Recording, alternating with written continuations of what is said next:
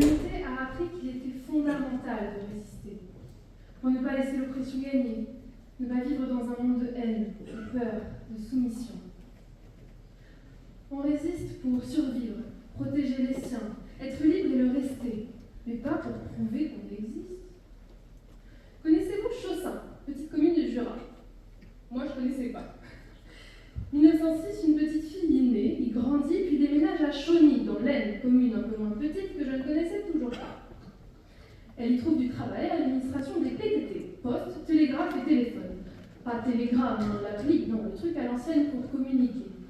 Elle a 16 ans. Le temps passe, 34 ans. La guerre est chez elle, dans son pays. Elle fait un choix, celui de la résistance.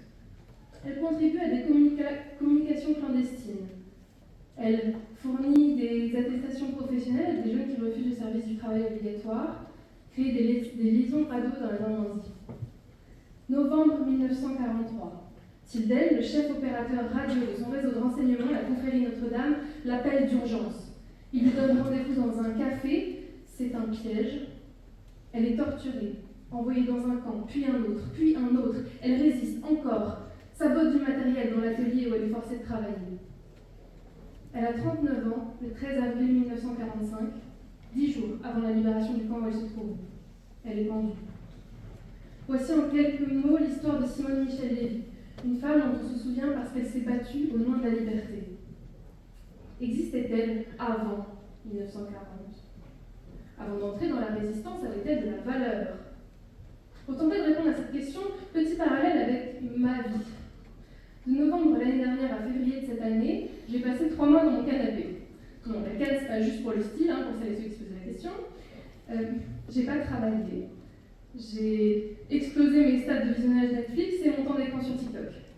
Vous pouvez imaginer que j'avais pas l'énergie de résister contre quoi que ce soit, les guerres, le réchauffement climatique, les polémiques sur les allumages de chaudrons olympiques.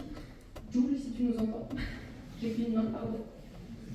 La sécurité sociale a néanmoins trouvé qu'il était suffisant à mon existence de me donner de quoi subsister. Pas besoin d'action, de preuve, j'étais là et ça avait de la valeur en soi. Pour mes proches aussi, d'ailleurs. Les résistants et résistantes n'ont pas lutté pour prouver leur existence, mais pour défendre leurs droits, leur vie, leur patrie. Simone Michel Lévy, dans un autre contexte, aurait été une anonyme parmi d'autres. Elle aurait néanmoins eu une existence, attestée par ses proches, sa naissance, sa propre conscience. D'ailleurs, quand on pense à la résistance, on évoque souvent les gens qui luttent pour ce qui est juste, mais faisons un pas de côté et parlons de celles et ceux qui, par leur résistance, semblent s'échapper de l'existence. Parlons des anarchistes ou des SDF, parlons des non, parlons des geeks. Y a-t-il des geeks dans la salle ce soir? Bon, pour les autres, bref introduction au monde du gaming. Dans un jeu vidéo, l'idée en moyenne, c'est de se laisser porter au moins un peu par l'histoire, d'en apprendre les codes, du jeu auquel on commence à jouer, et puis de jouer avec, justement. Exemple, Mario Kart. Vous êtes un plombier, vous voyez un champignon, vous roulez sur une route translucide dans l'espace en tentant d'éviter des accidents de banane. Fortnite, là vous jouez contre d'autres gens que vous essayez de tuer, déguisés en casse-noisette avec une mitraillette. Ou encore les Sims, vous créez des gens, leur quotidien, et puis vous en avez marre. Alors vous décidez de tuer le gars en enlevant l'échelle de sa piscine et de le faire revivre grâce à un combat de poule maléfique avec la fongeuse en personne. Bon, si vous n'adhérez pas au concept du jeu dans lequel vous vous lancez, c'est même pas la peine d'essayer. Vous n'allez pas profiter pleinement de l'expérience. Dans la vie, c'est pareil.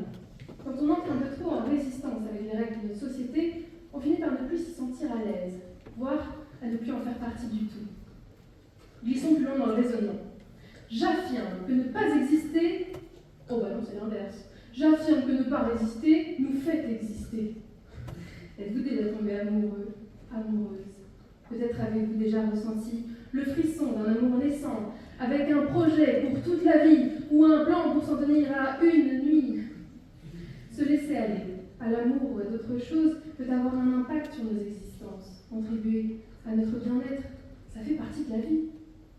Allez, je me laisse tenter, sur un café en fin de repas. Oh, j'ai pas résisté à l'envie de lui dire cette vérité, ça fait du bien parfois.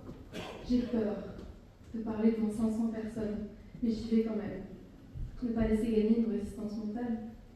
Toutes ces fois où l'on a cédé, lâché, où l'on s'est abandonné, sont autant de preuves de nos existences. J'existe aussi parce que je ne lutte pas en permanence contre le monde et contre moi-même. Pour finir, je dirais que résister ne permet pas en soi de prouver qu'on existe. Je peux résister à l'envie d'aller engueuler ma voisine qui a mis son métal à fond pour la 5e fois de la semaine à 2 h du matin. Je peux résister à l'envie de me mettre nue et de courir dans la rue en hurlant « Je suis un cornichon !» Ne me faites peut-être pas celui-là, ceci. Quoi qu'il en soit, qui verra ces actes de résistance? Et puis, Odette Niles, Michel Aniel, Odile de Vasselot, ces noms vous parlent-ils? Aux alentours de 10% des résistants étaient des résistantes. Combien d'entre elles sont restées dans l'ombre malgré des actions décisives au cours de la guerre? La résistance peut se faire à bas bruit, voire en silence. Elle n'a pas besoin d'être bruyante pour être valable et ne mettra pas nécessairement en lumière celui ou celle qui en est à l'origine. Alors, vous pouvez résister ou pas, être là et vous contenter de ça. Quoi qu'il en soit, vous aurez de la valeur. Par vous-même, dans l'univers. Vous pouvez contribuer à la marche du monde depuis votre canapé, dans une manif, devant votre prochain date Tinder ou sur scène, après qu'un ami vous a dit un soir « Hey, viens faire le concert avec moi, ça va être marrant !» et vous retrouvez en finale avec lui 2 mois plus tard. Il faut céder un peu au monde pour y trouver sa place. Résister ne pourra pas prouver que vous existez, car il n'a pas besoin de le faire. Vous vous suffisez par votre existence en vous-même et dans l'univers. Et s'il vous prend l'envie ou le besoin d'exister plus fort, alors allez-y, lâchez prise, cessez de lutter contre vous-même.